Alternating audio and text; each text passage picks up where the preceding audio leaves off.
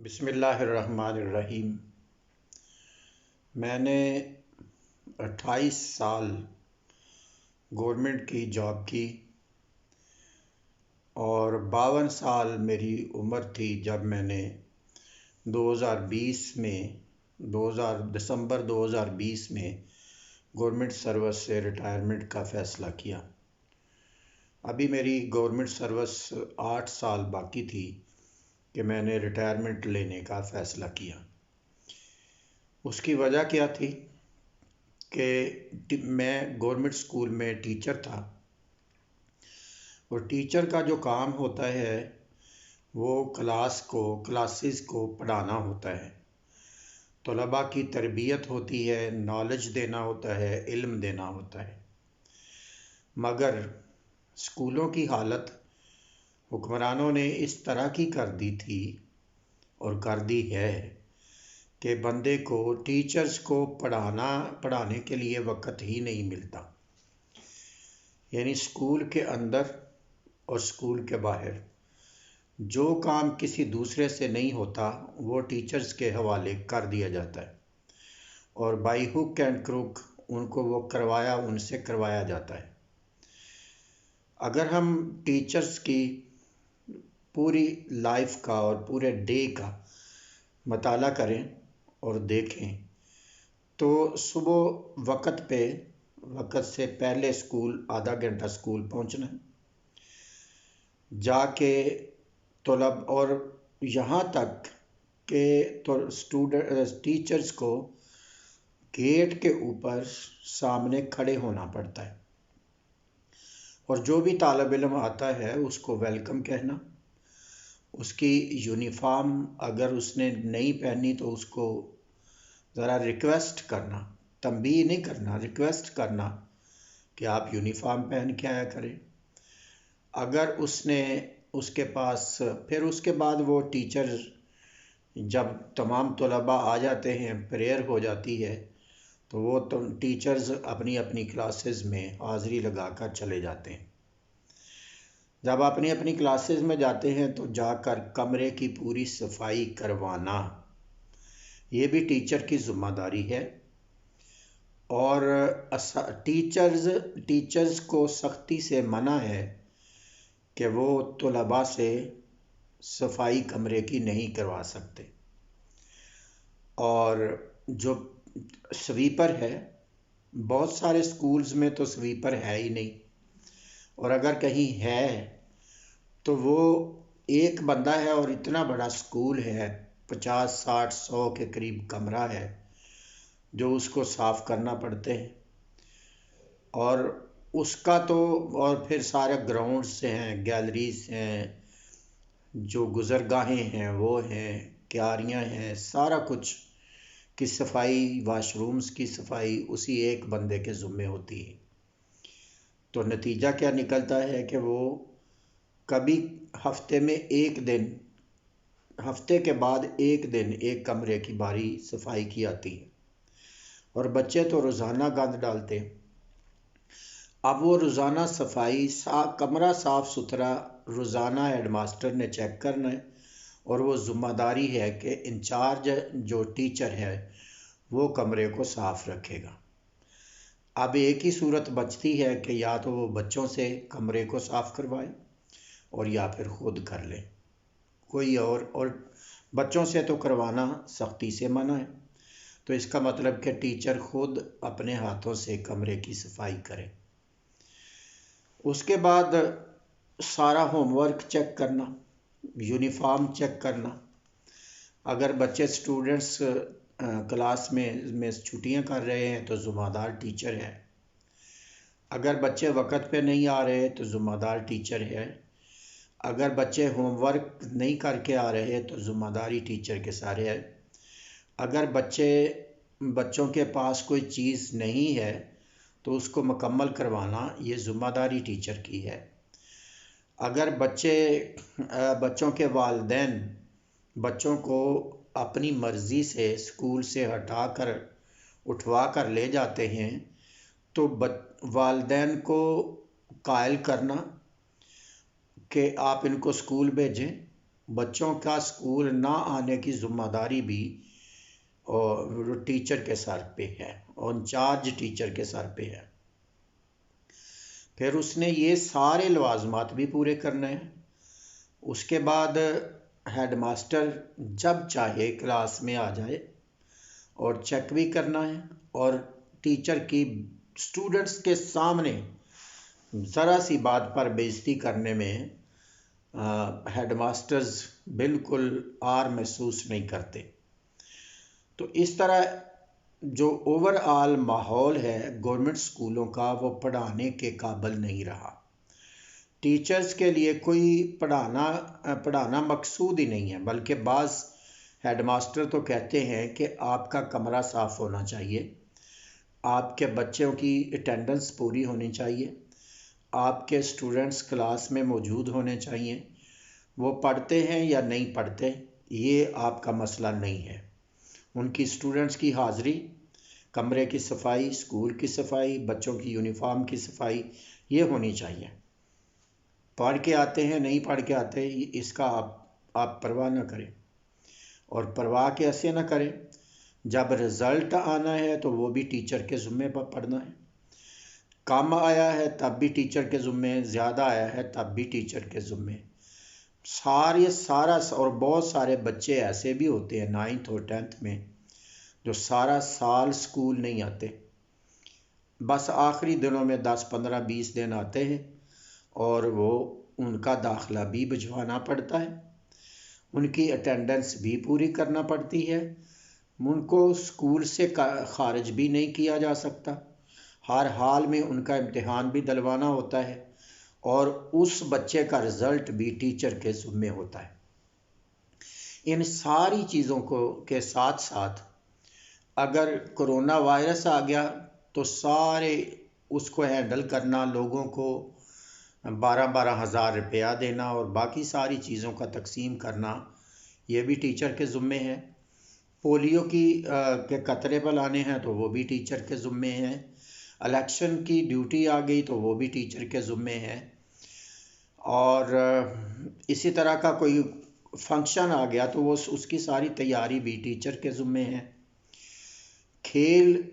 کے لیے گراؤنڈ نہیں ہے، کھیل کے لیے سامان نہیں دینا گورنمنٹ نے، اور پھر بچوں کو کھلاڑی بنانا، کھیلیں تیار کروانا، اس کے لیے اسکول میں وقت بھی نہیں ہے، ٹائم بھی فکس نہیں ہے، کوئی پیریڈز فکس نہیں ہے، اور اس کے اندر ٹورنامنٹ کے اندر پلیئرز کو پارٹیسپیٹ کروانا یہ بھی ذمہ داری ٹیچر کی ہے۔ اور اس کے بعد جتنی ذمہ داریاں ہیں ریلیٹڈ، اگر کسی اسٹوڈنٹ کو دوران اسکول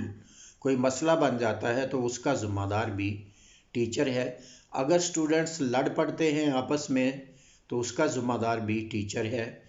اگر اسٹوڈنٹس ایک دوسرے کے ساتھ مس بیہیو کرتے ہیں تو اس کا ذمہ دار بھی ٹیچر ہے۔ یعنی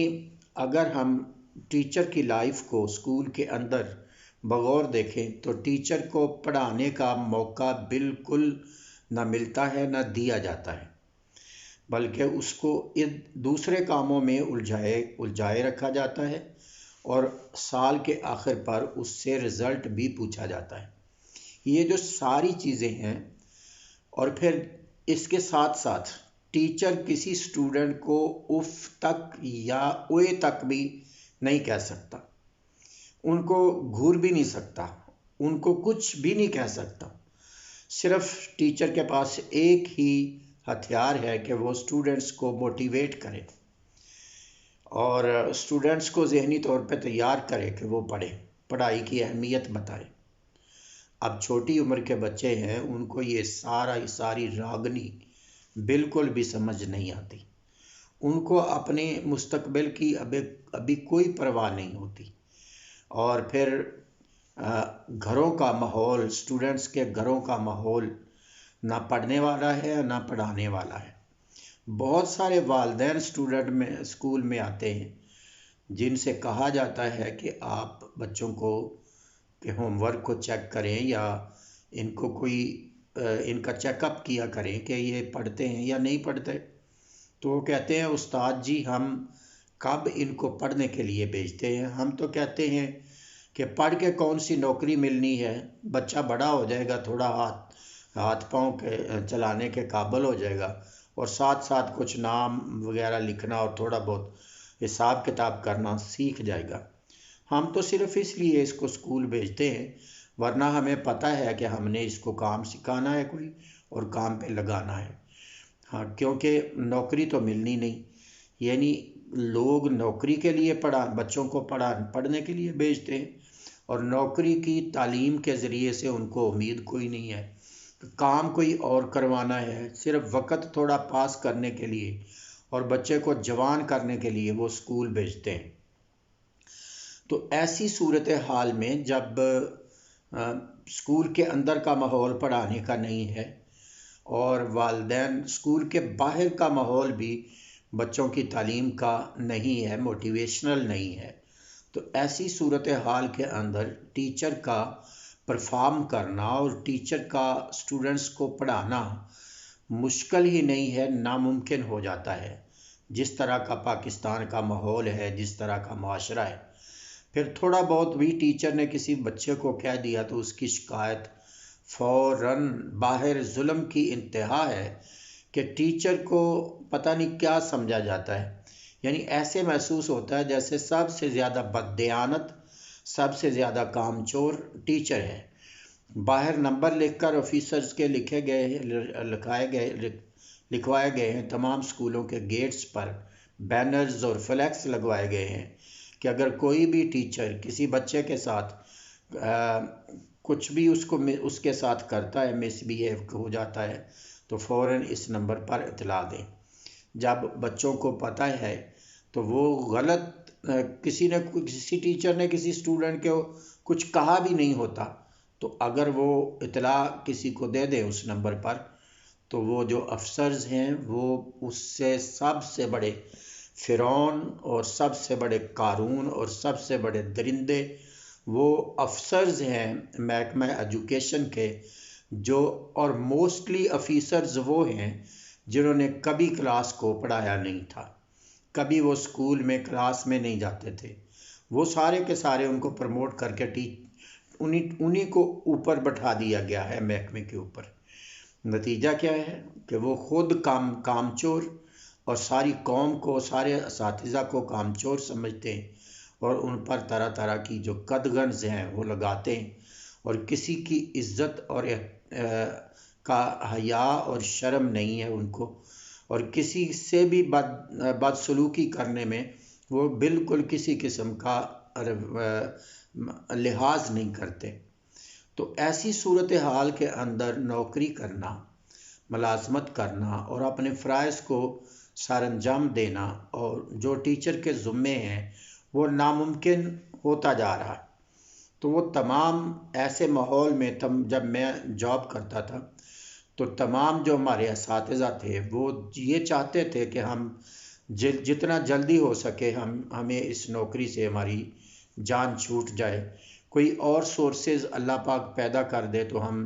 اس نوکری کی بجائے کوئی اپنا پرائیویٹ کام کر لیں، چھوٹا موٹا کام کر لیں، کوئی کریانے کی دکان چھوٹی سی بنا کے عزت کے ساتھ تو کما کے کھا سکیں۔ لیکن یہ ہر کسی کے لیے ممکن نہیں تھا۔ جن کے حالات اور وسائل اجازت دیتے تھے وہ فوراً ریٹائرمنٹس کی اپلیکیشنز دے رہے تھے۔ تو ایسے میں نے بھی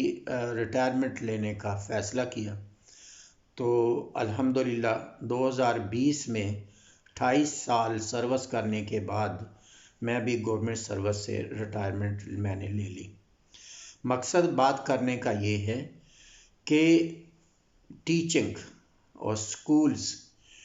یہ ایک ایسا ڈپارٹمنٹ ہے ایجوکیشن کا جس کے اوپر پورے کی پوری سوسائٹی بیس کرتی ہے، جس کے اوپر پورے کے پورا معاشرے کی بنیاد قائم ہے، جو آنے والی نسلوں کو تربیت کرنے کا ذمہ دار ہے، جو آنے والی نسلوں کو نالج دینے کا ذمہ دار ہے، تعلیم دینے کا ذمہ دار ہے، اس محکمے کی حالت یہ ہے۔ اور اس کے اندر جو ٹیچ کرنے والے اساتذہ ہیں ان کے ساتھ ان کی ذہنی اور ان کی جو علمی کیفیت ہے اور جو آگے ڈلیور کرنے کی صورتحال ہے وہ یہ ہے۔ تو ایسی صورتحال کے اندر وہ اساتذہ کس طرح اپنا جاندار رول ادا کر سکتے ہیں۔ اور پھر دوسرا ظلم یہ بھی ہوتا ہے ایجوکیشن کے ساتھ کہ اساتذہ میں سے کم از کم 70% ٹیچرز ایسے ہوتے ہیں جو ٹیچنگ کی طرف آنا نہیں چاہتے، وہ کسی اور ڈپارٹمنٹ میں جانا چاہتے ہیں، تو کہیں اور ان کو جاب نہیں ملی تو صرف نوکری کی خاطر اور پیسے کمانے کی خاطر اور اپنا روزگار حاصل کرنے کی خاطر وہ ٹیچنگ کی لائن میں آ جاتے ہیں، جبکہ ان کا 0% انٹرسٹ اس کام کے ساتھ نہیں ہوتا۔ نتیجہ کیا نکلتا ہے کہ وہ ان کا پڑھانے میں بالکل دل نہیں لگا ہوتا، وہ ہر وقت فوراً اس ڈپارٹمنٹ کو چھوڑ کر اور اسکول کو چھوڑ کر کہیں اور جانے کا سوچ رہے ہوتے ہیں۔ تو جب ٹیچرز کی جو معماران قوم ہیں، جو تعلیم دینے والے لوگ ہیں، ان کی حالت یہ ہے تو پھر وہ کیسے ڈلیور کر پائیں گے۔ اور پھر جب وہ اسکول میں آتے ہیں تو اسکول کے اندر ان کی کیفیت یہ ہوتی ہے کہ اس نے ایم ایس سی یا ایم فل کیمسٹری فزکس کے ساتھ یا بایو کے ساتھ کیا ہوتا ہے تو ان کو پڑھانا ساتھ اسلامیات بھی پڑھتی ہے اور پاکستان اسٹڈیز بھی پڑھانا پڑتی ہے۔ اس نے میتھمیٹکس میں ایم ایس سی کی ہوتی ہے تو اس کو ساتھ انگلش بھی پڑھانا پڑتی ہے، ساتھ اردو بھی پڑھانا پڑتا ہے۔ یعنی اس طرح ظلم کی ایک طویل داستان ہے، پورے کا پورا ایجوکیشنل سسٹم پاکستان کا تباہ و برباد ہوا پڑا ہے، اور بالکل وہ اساتذہ جو تعلیم دینے کے لیے وہاں موجود ہوتے ہیں نہ اس سے وہ سیٹسفائیڈ ہیں اور نہ ہی اسٹوڈنٹ اس سے سیٹسفائی ہوتا ہے۔ نتیجہ کیا ہوتا ہے کہ جو تعلیم کے مقاصد ہیں وہ حاصل کرنے کی بجائے ہم اس کو ضائع کر بیٹھتے ہیں۔ تو اس ویڈیو میں اتنا ہی یہاں پر بات کو وائنڈ اپ کرنا چاہوں گا کہ نہ اس ہمارے ایجوکیشنل سسٹم سے ٹیچر مطمئن ہے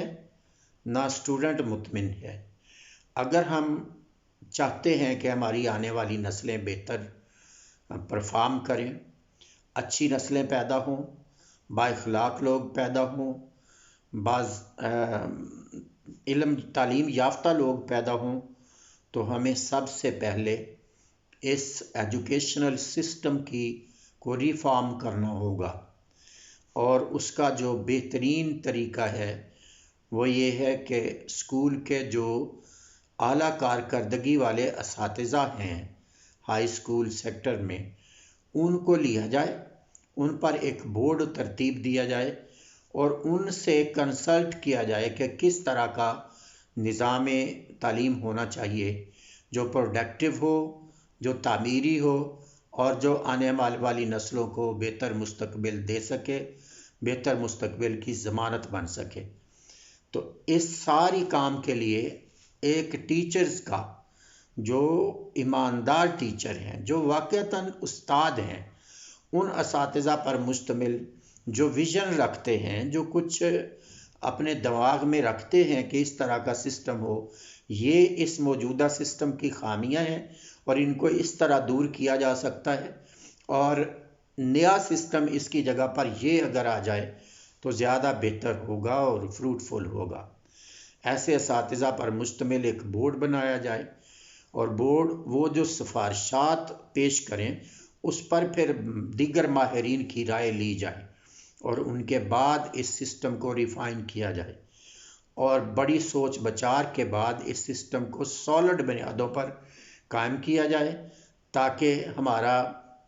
جو ایجوکیشن سسٹم ہے وہ جدید کے ساتھ ساتھ قدیم کو لے کر چلے۔ قدیم سے مراد اسلامی تعلیمات ہیں۔ اسلامی تعلیمات ہمارے آنے والی نسلوں کو اخلاقیات سکھائیں گی، ایمانیات کا درس دیں گی، ان کے ایمان کو مضبوط کریں گی، اور جو جدید تعلیم ہے وہ ان کو مستقبل کے چیلنجز کو نپٹنے میں معاون ثابت ہوں گی۔ اللہ رب العزت سے دعا ہے کہ اللہ پاک ہمیں کچھ ایسے مواقع اور ایسے لوگ قیادت میں دے جو اس قوم کا سوچنے والے ہوں۔ السلام علیکم ورحمۃ اللہ وبرکاتہ۔